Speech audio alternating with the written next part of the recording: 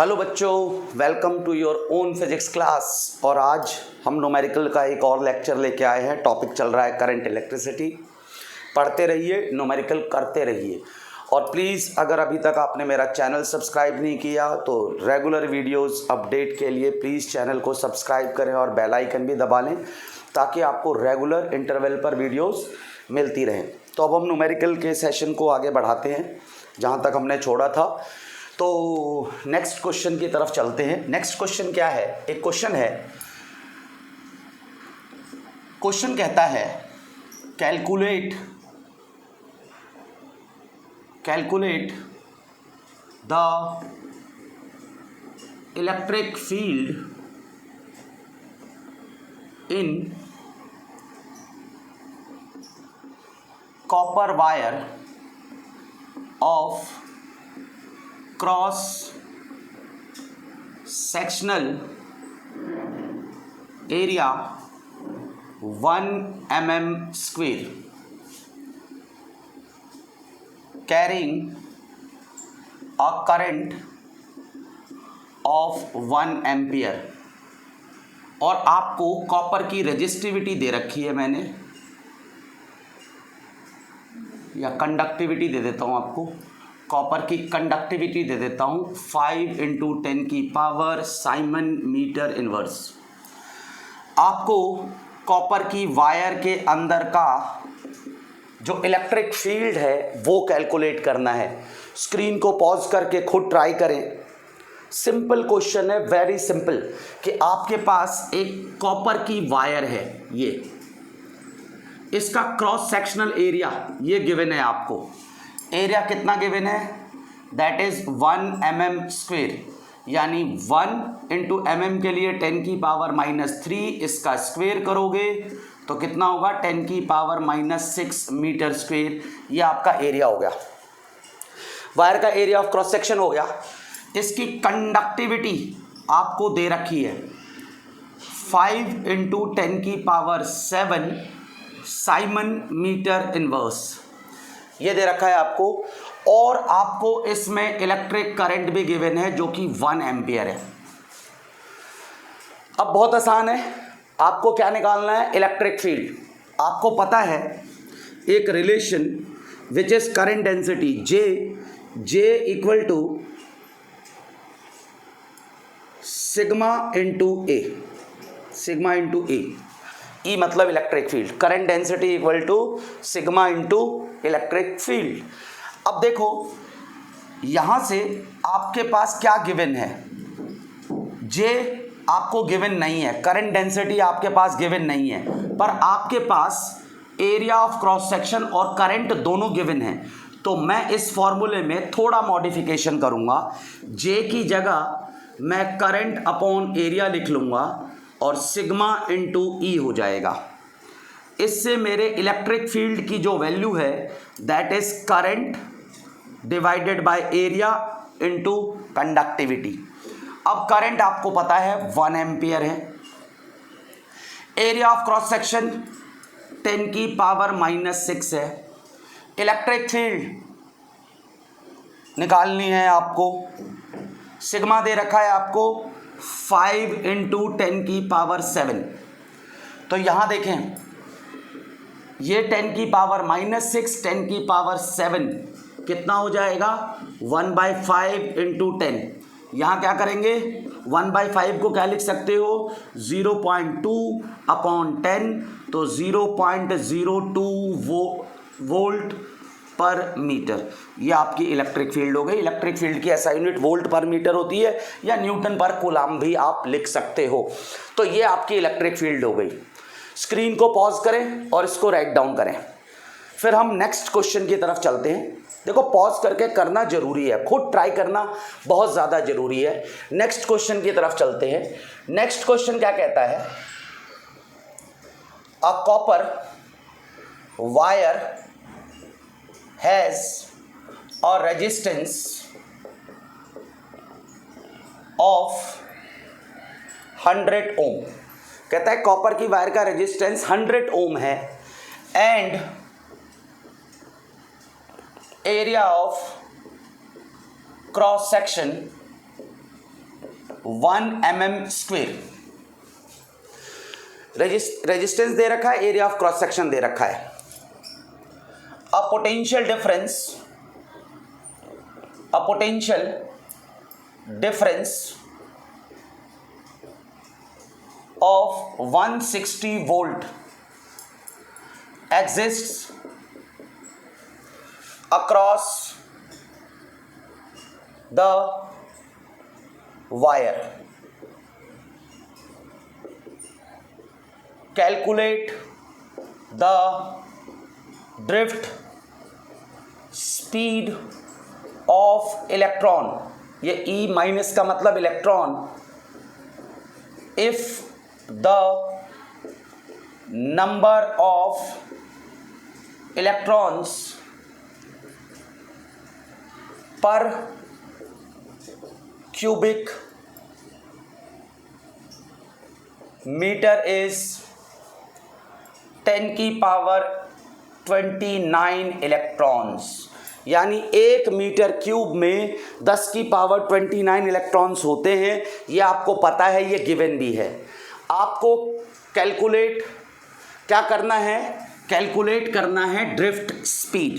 देखो ये just formula based questions हैं, इन सब में आपको फॉर्मूला लगाना है। ये क्वेश्चन कराने के पीछे एक ही लॉजिक है कि आप इससे आपको फॉर्मूला रिकैप हो जाएगा। तो देखें सॉल्यूशन, पहले खुद ट्राई करें इसको। आपको इसमें रेजिस्टेंस दे रखा है विच इज 100 ओम। आपको एरिया ऑफ क्रॉस सेक्शन भी दे रखा है 1 mm स्क्वेयर, इसी क्वेश्चन की तरह, यानी 10 की power -6 metre. Area of cross section भी हो गया। V भी आपको गिवन है 160 वोल्ट, और आपको नंबर ऑफ इलेक्ट्रॉन्स भी गिवन है 10 की पावर 29। तो आपको रिलेशन पता है I = ANEVD, रिलेशन पता है करंट और ड्रिफ्ट वेलोसिटी के बीच में। यहां से आपका ड्रिफ्ट वेलोसिटी I / ANE आ जाएगा। अब आप देखें, ड्रिफ्ट वेलोसिटी निकालनी है, I आपको पता नहीं, I आपको गिवन नहीं, पर खास बात है आपको I गिवन है, सॉरी V और R गिवन है। I आपको निकालना है क्योंकि I की वैल्यू चाहिए फॉर्मूले के अंदर। देखो area of cross section given है, नंबर ऑफ इलेक्ट्रॉन्स गिवन है, ठीक है। E मतलब चार्ज ऑन इलेक्ट्रॉन, ये तो आपको पता ही है कितना होता है, 1.6 × 10 की पावर -19 कूलम। आपको पता नहीं है करंट, तो आपको ओम्स लॉ से पता है I = V/R या V = IR। हम इस रिलेशन को यूज करेंगे। तो यहां पर क्या करूंगा मैं, I की जगह V / RANE। अब सारी वैल्यूज आपके पास पहले से हैं। वोल्टेज कितनी है बेटा, 160। रेजिस्टेंस कितना है, 100। एरिया कितना है, 10 की पावर -6 मीटर, नहीं metre square, sorry, area metre square में होता है। क्लियर। नंबर ऑफ इलेक्ट्रॉन्स 10 की power 29 into E charge on electron 1.6 × 10 की पावर -19। कैलकुलेशन कर लेते हैं हम लोग। 10 की पावर -9 नहीं बच्चों, 10 की पावर -19। क्लियर। कैलकुलेशन करते हैं हम लोग। 160 एज इट इज, यहाँ देखें 10 की पावर -6 और यहाँ पर 10 की पावर -6 और 19 -25। तो देखो पहले क्या करते हैं, 1.6 करते हैं इंटू 10 की पावर, ये 29 है एंड +2 31 हो जाएगा। 100 को 10 की पावर 2 लिख सकते हैं, 10 की पावर 29 और 10 की पावर 2, 10 की पावर 31 माइनस ये 25 हो जाएगा, -6 और -19 -25। इसको इससे काट देते हैं तो तुम्हारे पास कितना आएगा, यहाँ पर एक 0 और लगा दो तो 100 आ जाएगा यहाँ। तो यहाँ क्या आएगा, 100 / 10 की पावर 6, ये ऊपर जाएगा तो 10 की पावर -4 मीटर पर सेकेंड। तो ड्रिफ्ट वेलोसिटी की वैल्यू 10⁻⁻⁴ मीटर पर सेकेंड आ गई। ये आपकी ड्रिफ्ट वेलोसिटी है। स्क्रीन को पॉज करें, इसको राइट डाउन करें, ज़्यादा बेटर होगा। वैसे तो कोशिश करें कि सबसे पहले आप खुद ट्राई करें, उसके बाद देखें। क्लियर? चलते हैं हम अपने नेक्स्ट क्वेश्चन की तरफ।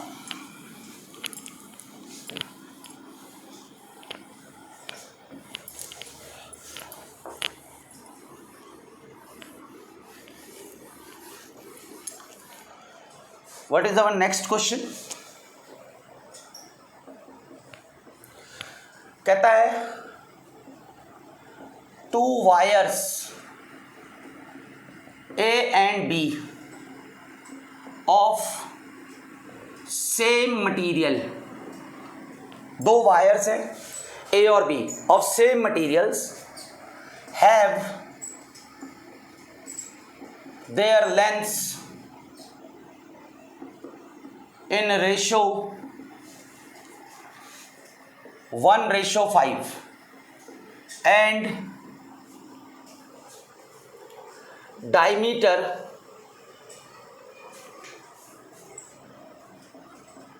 in the ratio 3:2.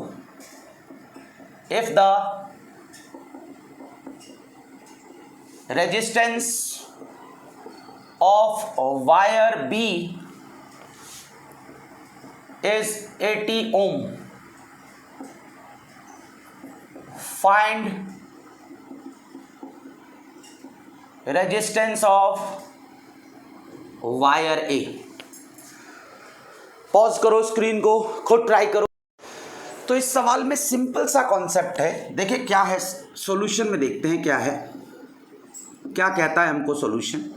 देखो आपके पास 2 वायर्स हैं, मटेरियल सेम है और इनके लेंथ का रेशो, मान लो आपके पास 2 वायर्स हैं, एक ये छोटी और दूसरी ये बड़ी। 2 वायर्स हैं ये, और इनके लेंथ का रेशो दे रखा है, यानी L1/L2 आपको गिवन है, इट इज़ 1/5। और इनके जो डायमीटर का रेशो है,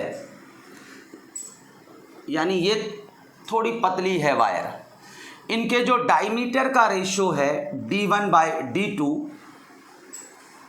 ये आपका 3:2 है, यानी 3/2। और रेजिस्टेंस कितना दे रखा है आपको?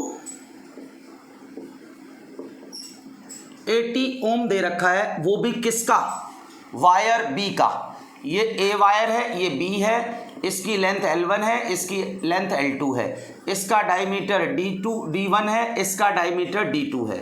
क्योंकि मटेरियल सेम है तो रेजिस्टिविटी दोनों की सेम होगी। क्लियर?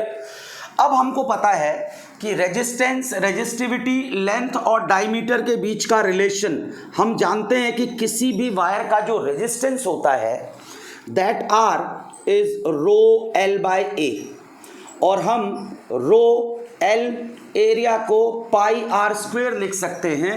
R की जगह हम D/2 का होल स्क्वायर लिख सकते हैं। तो इससे मेरे पास जो वायर A है इसका रेजिस्टेंस क्या होगा? रेजिस्टिविटी के लिए रो लिखो, क्योंकि सबकी रेजिस्टिविटी सेम है, दोनों की मटेरियल सेम है। लेंथ LA लिख देते हैं, डिवाइडेड बाय पाई D1/2 का स्क्वायर। और इसी तरह से रेजिस्टेंस ऑफ B क्या लिखेंगे? Rho length of B pi diameter of 2 second wire, इसका होल स्क्वायर। रेजिस्टिविटी सेम है। अब हम resistance of wire A by resistance of wire B दोनों का डिवाइड कर देते हैं। क्या होगा? Rho length of wire A divided by pi D1/2 का square whole upon rho length of B pi diameter of second wire divided by 2 का whole square. जो जो फैक्टर कॉमन है काट दो। दिस दिस दिस दिस, ये भी 2 का स्क्वायर 4 होके यहाँ से कैंसिल आउट हो जाएगा। तो बचेगा क्या, देखें, L length of A length of B as it is. अगर मैं R A divided by R B करूँ तो it will be A length of A divided by length of B as it is. ये जो D2 है ये ऊपर चला जाएगा और ये D1 डिनोमिनेटर में आ जाएगा और इनका होल स्क्वायर। और अगर आपको B का रेजिस्टेंस चाहिए तो B को यहाँ क्रॉस मल्टीप्लाई कर दो, यहाँ से हटा के A के रेजिस्टेंस को निकालने के लिए B को यहाँ से हटा के यहाँ मल्टीप्लाई कर सकते हो, क्योंकि B का रेजिस्टेंस आपको गिवन है already which is 80 ohm. Clear, ये रेजिस्टेंस ऑफ B है बेटा। अब सिंपल फार्मूला है, इसमें लगा के हम आंसर कैलकुलेट कर सकते हैं। रेजिस्टेंस ऑफ ए क्या है हमारे पास, लेंथ का रेशियो क्या है, विच इज 1/5। डायमीटर का रेशियो क्या है, इट इज 3:2, पर D2/D1 क्या हो जाएगा, 2/3 का square into 80। Clear, 1/5 into 4/9 into 80, 16 हो जाएगा यहाँ पर। क्लियर, तो यहाँ पर 64/9 ओम। चाहो तो इसको कैलकुलेट कर लो या ऐसे ही छोड़ दो। क्लियर है, कोई प्रॉब्लम है तो आप बता सकते हैं, कोई डाउट है कमेंट करें, किसी भी तरह का कोई डाउट आए तो कमेंट जरूर करें। सिंपल रेजिस्टेंस की वैल्यू आ गई। क्लियर, स्क्रीन को पॉज करके इसको राइट डाउन करें। तो करते हैं हम अपना अगला क्वेश्चन। अगला क्वेश्चन क्या है, वो जस्ट पिछले क्वेश्चन की तरह ही है, जैसा हमने पिछला क्वेश्चन किया है कुछ उससे मिलता जुलता ही है। ये क्वेश्चन क्या कहता है, क्वेश्चन कहता है 2 wires A and B of equal मास। यहां पर कॉन्सेप्ट क्या दे रखा है, इनके मासेस इक्वल है, ऑफ सेम मेटल और मटेरियल भी सेम है, आर टेकन। 2 वायर्स हैं ए और बी जिनके मासेस इक्वल हैं और मटेरियल भी सेम है। The diameter of wire A is half the diameter of wire B if resistance of wire A is 24 ohm, calculate resistance of wire B।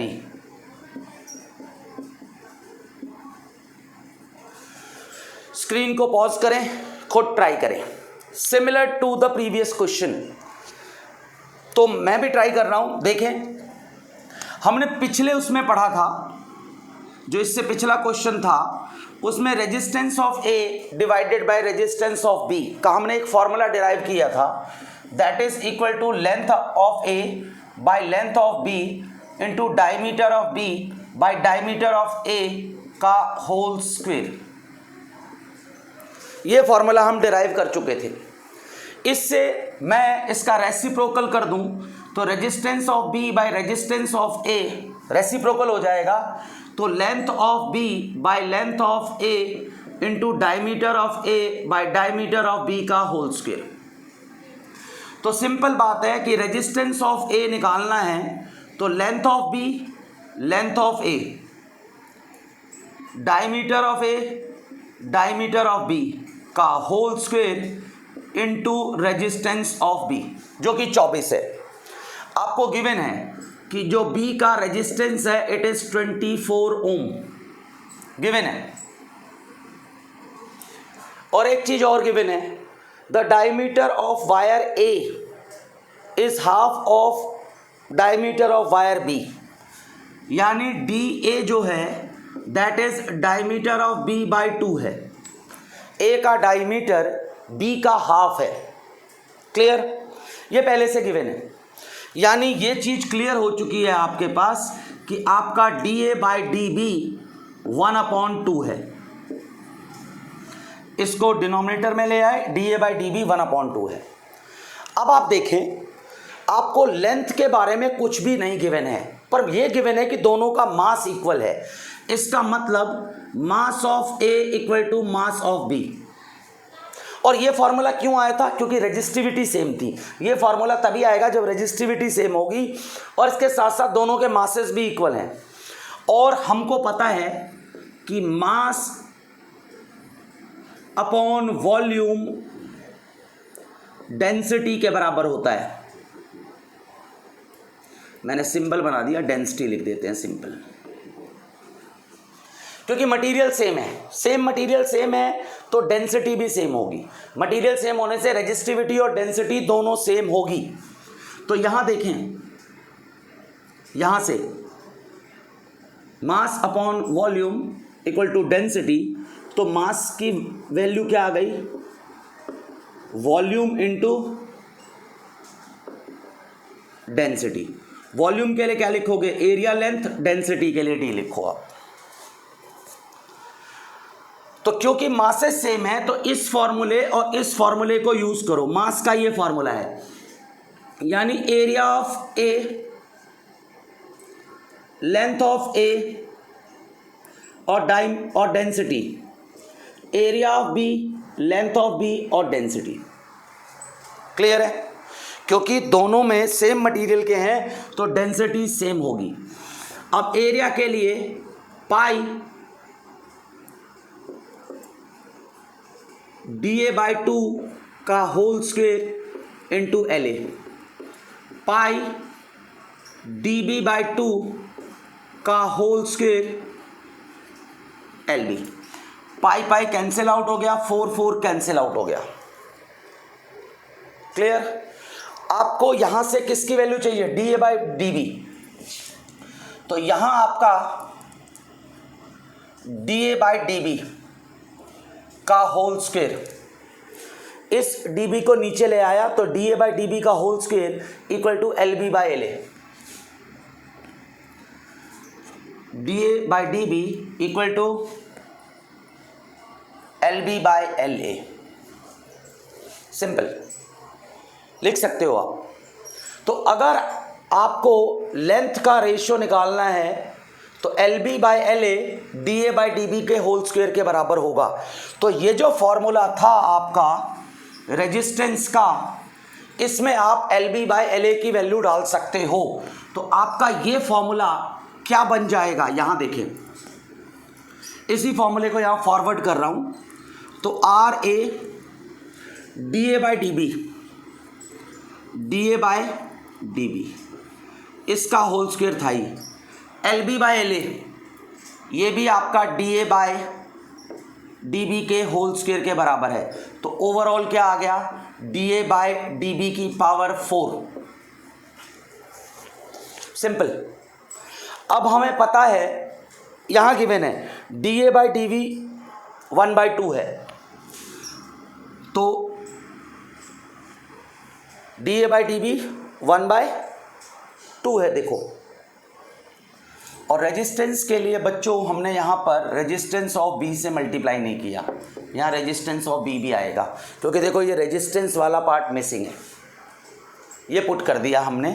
तो resistance of A equal to 1/2 की power 4, या simple 1/2 raise to the power 4 into 24। Resistance है 24, तो 1/16 24 2 3 1.5 ओम।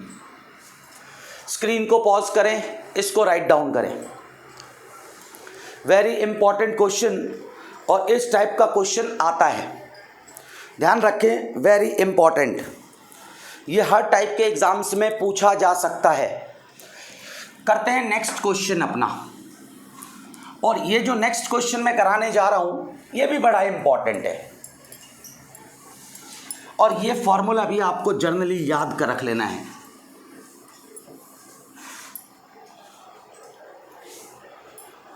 तो देखिए next question क्या है। Next question कहता है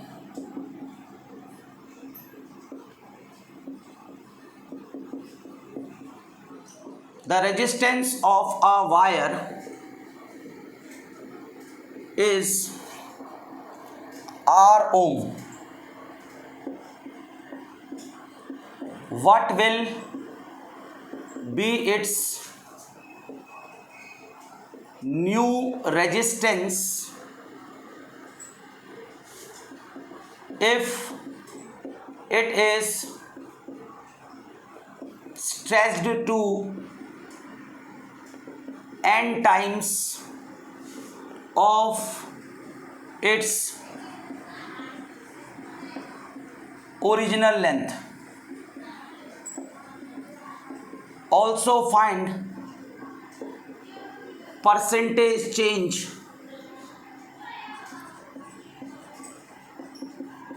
in resistance। देखो बेटा, आपके पास एक वायर है और आपको उस वायर को स्ट्रेच करना है। सपोज करो ये वायर है और आपको इस वायर को स्ट्रेच करना है। आपको पता है कि किसी भी वायर का जो रेजिस्टेंस होता है वो उसके स्पेसिफिकेशन पे डिपेंड करता है। Resistance depends on length, area of cross section, specification पे डिपेंड करता है। तो अगर आप वायर को खींचोगे तो रेजिस्टेंस में चेंज होने वाला है, क्योंकि रेजिस्टेंस का फॉर्मूला ρl/a होता है। सिंपल। अब जब आप एक वायर को खींचोगे तो इसकी लेंथ में इंक्रीमेंट आएगा, और नेचुरल सी बात है, लेंथ में इंक्रीमेंट आने की वजह से, क्योंकि इसका वॉल्यूम कांस्टेंट है, लेंथ में इंक्रीमेंट आने से एरिया कम हो जाएगा। तो एरिया कम हो गया, लेंथ बढ़ गया, यानी रेजिस्टेंस में चेंज तो आना ही है। क्लियर? तो अगर मैं मानूं कि मेरे कंडक्टर की इनिशियल जो मेरे पास इनिशियल लेंथ है खींचने से पहले वो L है, और इनिशियल एरिया जो है वो A है बिना खींचे हुए, तो रेजिस्टेंस का ये फार्मूला आ जाएगा। अब मैं इसको खींच रहा हूं, लेंथ आफ्टर एक्सटेंशन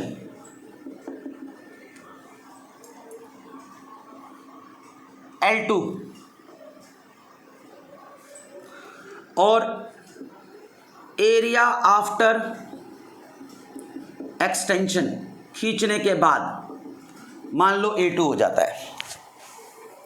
आपको पता है आपने कंडक्टर को खींचा है और आपको दे रखा है कितना खींचा है,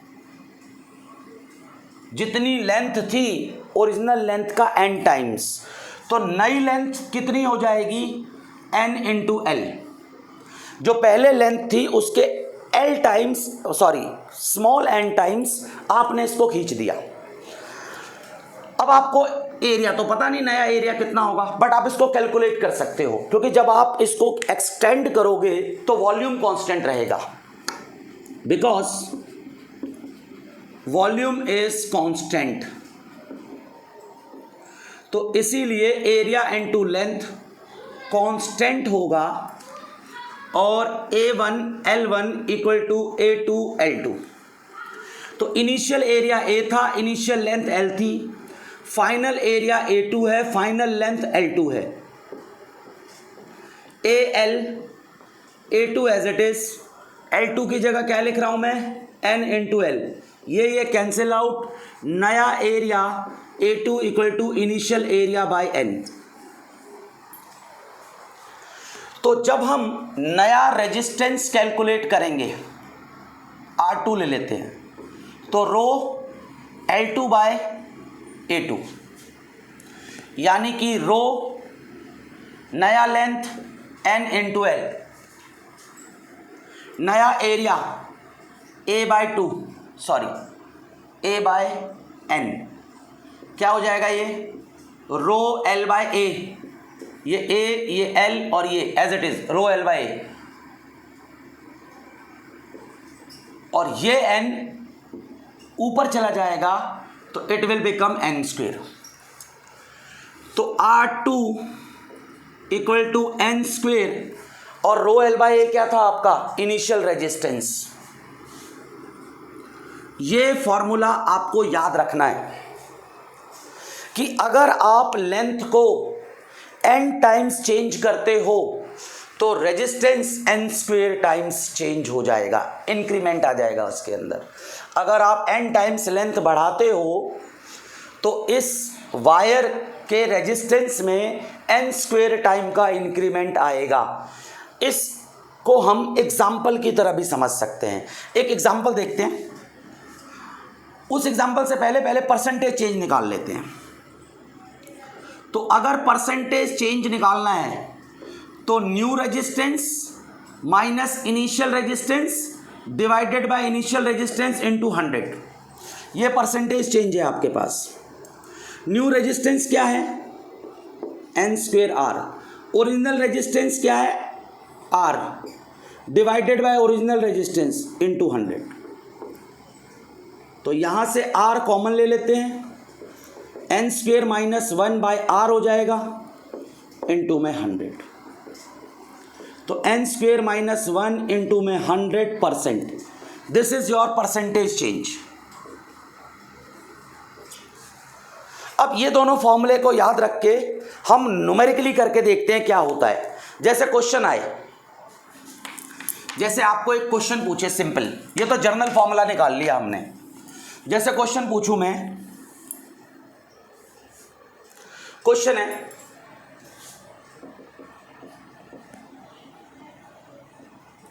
length is increased to twice of original, बाकी क्वेश्चन सेम रहेगा, बाय स्ट्रेचिंग। ये वर्ड जरूर ध्यान रखना, ये कंडीशन कब है जब आप इसको स्ट्रेच कर रहे हो। बिना स्ट्रेच किए करेंगे तो कंडीशंस ये नहीं होगी। बिना स्ट्रेच किए अगर मैं वायर की लंबाई इतने के बदले थोड़ी और बड़ी तार ले लेता हूं तो उसमें एरिया या लेंथ से सिर्फ लेंथ बढ़ जाएगी, area of cross section same ही रहेगा। पर मैं सेम वायर को अगर एक्सटेंड करूंगा, सेम वायर को, तो अगर लेंथ बढ़ेगी तो एरिया कम होगा। पर हो सकता है ना, अगर कॉपर की एक तार है, मान लो यही कॉपर है, मैं इसको खींच नहीं रहा पर इसके बदले बड़ी तार ले लूं, ऐसा भी सवाल आपसे पूछ सकते हैं। यहां पर डिफरेंट है, यहां इसी वायर को स्ट्रेच किया गया है तो वॉल्यूम कांस्टेंट रहेगा, वॉल्यूम में चेंजेस नहीं आएंगे। हाँ, इसकी जगह नई वायर ले लूं तो वॉल्यूम भी चेंज होगा। पर इस क्वेश्चन में, इस टाइप के क्वेश्चन में जब ये आएगा उस कंडीशन में आप ध्यान रखना, कंडीशन क्या है, सेम वायर को स्ट्रेच किया गया। अब ट्वाइस किया गया तो न्यू रेजिस्टेंस कितना आ जाएगा,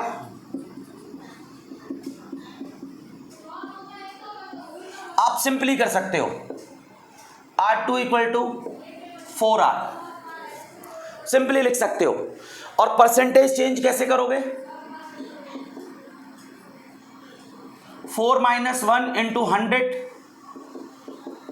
300%, सिंपली कर सकते हो, कुछ करने की जरूरत नहीं है। अगर इसी की जगह, ट्वाइस की जगह ये 3 टाइम्स हो जाता तो नया रेजिस्टेंस हो जाता 9R, और परसेंटेज चेंज कितनी होती, 9 माइनस 1 इंटू 100, 800%। जनरल फॉर्मूले से आप निकाल सकते हो और आप पूरी कैलकुलेशन करके भी शो कर सकते हो। कैसे, देखो, स्क्रीन को पॉज करके पहले इसको नोट डाउन कर लो, और इसके बाद मैं आपको कंप्लीट कैलकुलेशन करके बताता हूं। देखो, इसी को कंप्लीट कैलकुलेशन, कि आपको प्रॉब्लम ना हो कि सर ने डायरेक्ट फॉर्मूले से डाल दिया। अगर कभी हमें डायरेक्ट बोला गया तो हम कैसे करें, डायरेक्ट फॉर्मूले के बिना। वैसे डायरेक्ट फॉर्मूला यूज करके भी कर सकते हो, आप आंसर निकाल सकते हो। पर वैसे समझो, आपके पास इनिशियल लेंथ L1 L है, इनिशियल एरिया A1A है, रेजिस्टेंस R1 इक्वल टू मान लो R है, या R1 मान लो, हाँ R ही ले लेते हैं, सिंपल, क्लियर। अब देखना, तो इसके रेजिस्टेंस का फॉर्मूला क्या होगा, रो L बाई ए, ये इनिशियल है। जब मैंने खींच दिया तो नई लेंथ L2 क्या हो जाएगी 2L, नया एरिया पता नहीं, तो आपको पता है A1 L1 equal to A2 L2, अभी भी किया है कि वॉल्यूम कांस्टेंट होता है, सेम तार को खींचोगे तो AL क्या होगा A2 2L, A2 into 2L, A cancel out, तो A2 कितना आया A/2, तो जो नया रेजिस्टेंस आएगा R2, रो तो यही आएगा L2 by A2, row L2 क्या है आपके पास 2L, A2 क्या है A/2, तो रो L बाई ए इधर सेपरेट कर लो, यहाँ से L ये, और ये 2 ऊपर चला जाएगा, इट विल बिकम्स 4, तो R2 इक्वल टू 4, और इसकी वैल्यू क्या है आपके पास, ये देखो R,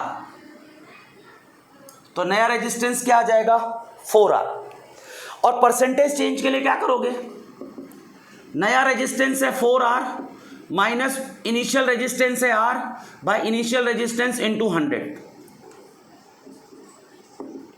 4R minus R 3R by R into 100, 300%। ऐसे ही आप 3 टाइम्स भी कर सकते हो और डिफरेंट फॉर्म भी कर सकते हो। अब इसी में ये क्वेश्चन था, लेंथ इज इंक्रीज टू, यहां ये वर्ड लिखा है 2, twice of original length bye stretching.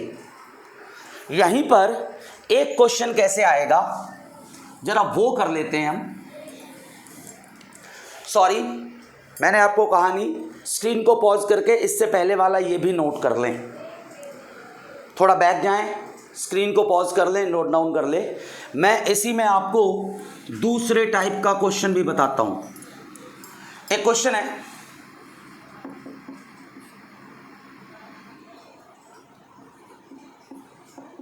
A wire of resistance 10 ohm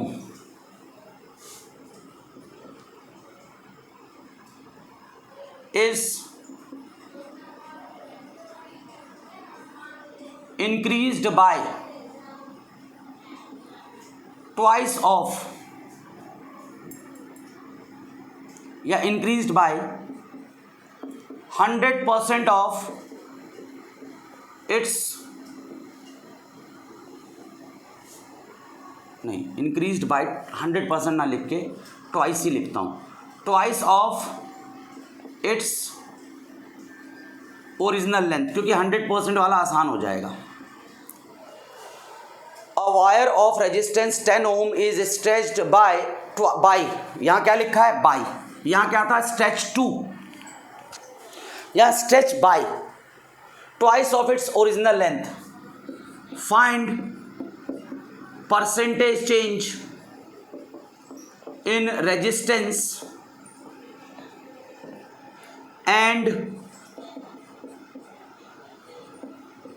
resistivity। तो देखो रेजिस्टिविटी में तो कोई चेंज नहीं आएगा, क्योंकि रेजिस्टिविटी बाकी फिजिकल मतलब यानी कि लेंथ और एरिया ऑफ क्रॉस सेक्शन पे डिपेंड नहीं करता, टेम्परेचर पे डिपेंड करता है और नेचर ऑफ मटेरियल पे डिपेंड करता है। बाकी लेंथ और एरिया ऑफ क्रॉस सेक्शन पे रेजिस्टिविटी डिपेंड नहीं करता, तो रेजिस्टिविटी में तो कोई चेंज नहीं आएगा। हाँ, रेजिस्टेंस में क्या आएगा देखो, कहता है कि अगर ओरिजिनल लेंथ L है, ओरिजिनल एरिया A है, तो खींचने के बाद कहता है जितनी लेंथ थी ना उसका ट्वाइस और खींचा गया, increased by twice of original, जितना ओरिजिनल था उससे 2 गुना और खींचा गया। तो अगर 2 गुना और खींचेंगे तो ओरिजिनली तो L था और उसका 2 गुना कितना होगा 2L, तो नई लंबाई कितनी हो जाएगी 3L। यानी इस क्वेश्चन में जब आपको बोला गया कि length is increased by twice, इसका मतलब लेंथ को 3 टाइम्स कर दिया गया। अगर मैं बोलता इंक्रीज टू ट्वाइस, यानी कि जितना था उसका डबल कर दिया गया, और इंक्रीज्ड बाय ट्वाइस मतलब जितना था उसमें 2 गुना और ऐड किया गया। या ऐसा क्वेश्चन आ सकता है इंक्रीज्ड बाय 100%, जो मैं लिख रहा था इससे पहले। इंक्रीज्ड बाय 100% का मतलब जो लेंथ थी उसमें उतना ही और ऐड किया गया, मतलब ओरिजिनल का ट्वाइस हो जाएगा उस केस में। और इस केस में लेंथ कितना हो जाएगा, ओरिजिनल का 3 टाइम्स, यानी पहले अगर L था तो अब 3L हो गया। तो अब आप समझ गए कि इसका रेजिस्टेंस कितना होगा, लेंथ 3 गुना हो गई तो 9R, और परसेंटेज चेंज कितना होगा 800%। आप फॉर्मूले में डाल के कर भी सकते हो या डायरेक्ट फॉर्मूला यूज़ करके भी कर सकते हो। क्लियर? तो आई होप कि आपको ये क्वेश्चन समझ में आए होंगे। स्क्रीन को पॉज करके इसको नोट डाउन कर लें। किसी भी तरह के डाउट के लिए कमेंट जरूर करें, डेफिनेटली आपके कमेंट्स का आंसर दिया जाएगा, आपके डाउट सॉल्व कराए जाएंगे। Thank you so much.